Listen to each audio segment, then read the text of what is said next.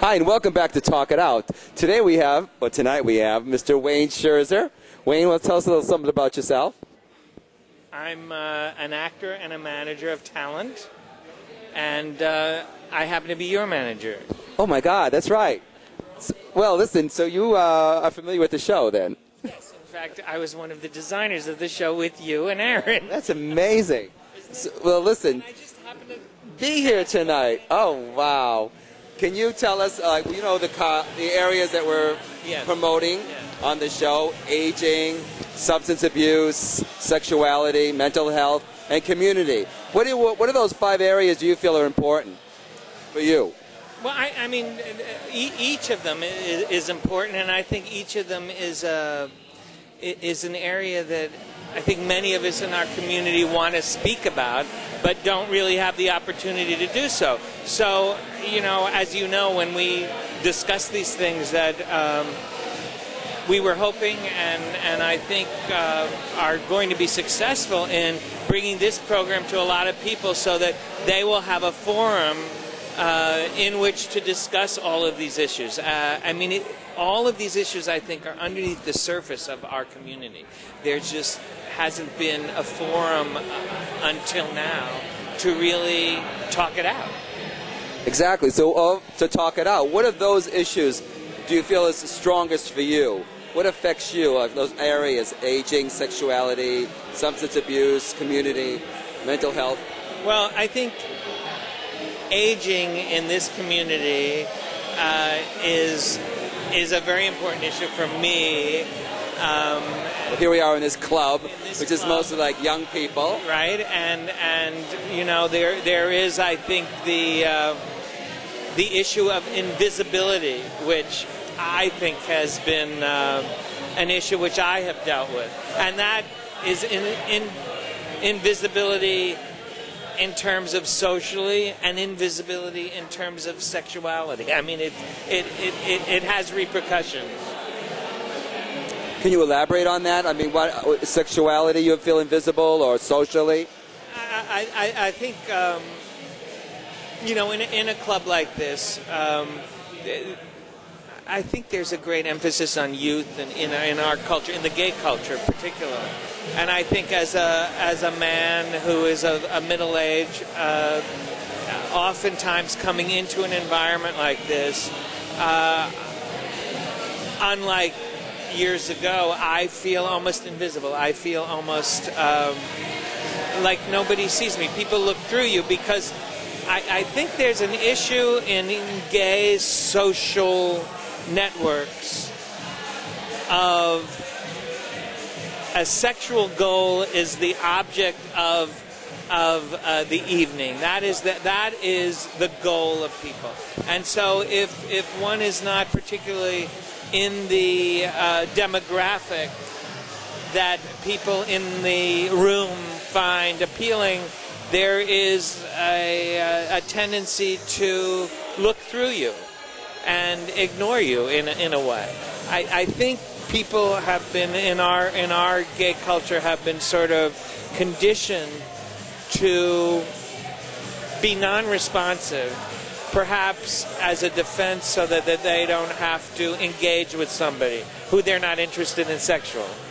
So I guess this wouldn't be the place for you to come here. This is not someone you would chose to go to. Well, no. I mean, I've learned to deal with the situation, and I do enjoy coming here. And occasionally, I take it as a great bonus.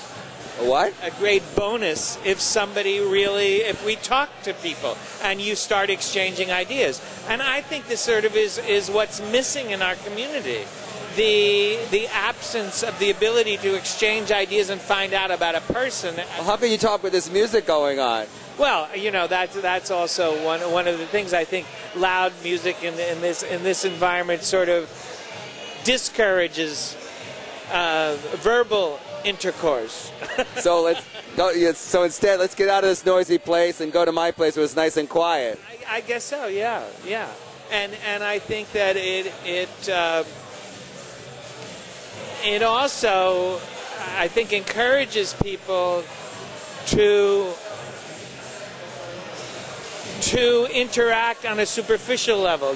What does he look like? Is he hot? Is he, How many muscles? Yeah, exactly.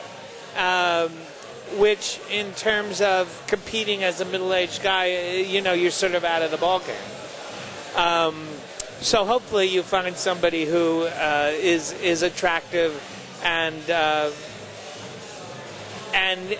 is beyond that stereotype of not seeking just the beautiful face and the six-pack. I don't think that's here.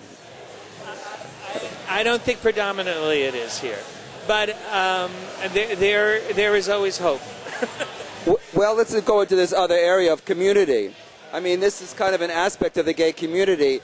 Where do you see the gay community today? I mean, being that you've been gay for so many years, you've seen it transition into many different, what I would say, aspects.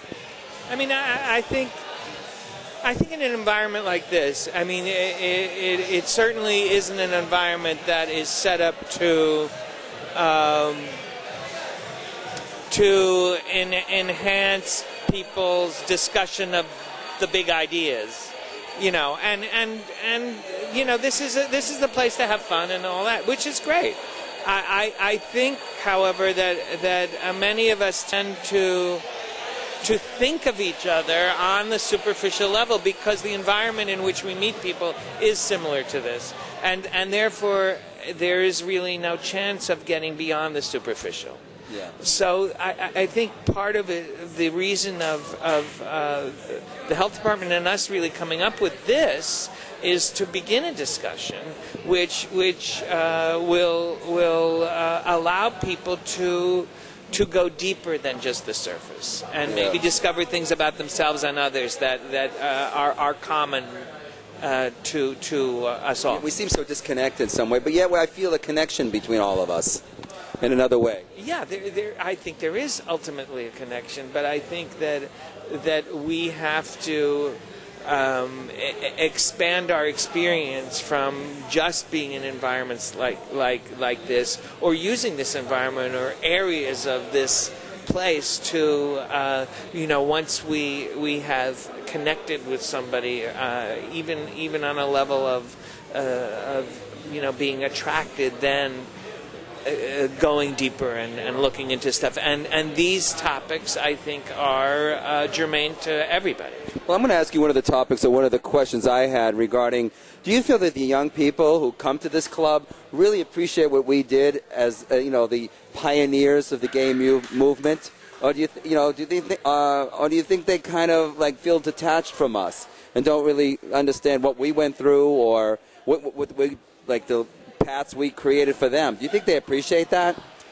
I don't know. I think there are some people that I have interacted with that certainly do.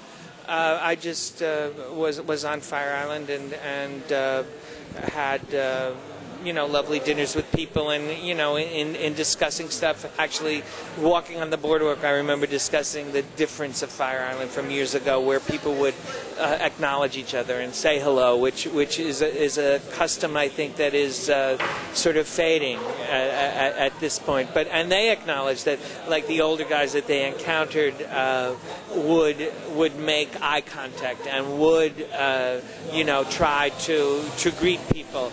Whereas they weren't sort of used to that, but are now making an effort to do that. Then there's a good effect. Yeah, and I think that the exchange of just the discourse that we had is part of sharing what we experienced with them. That's great. Is there anything else you want to end in closing about being gay? Maybe something that you'd like to impart to the audience about what you learned about being gay, and you wish that they would get that as well?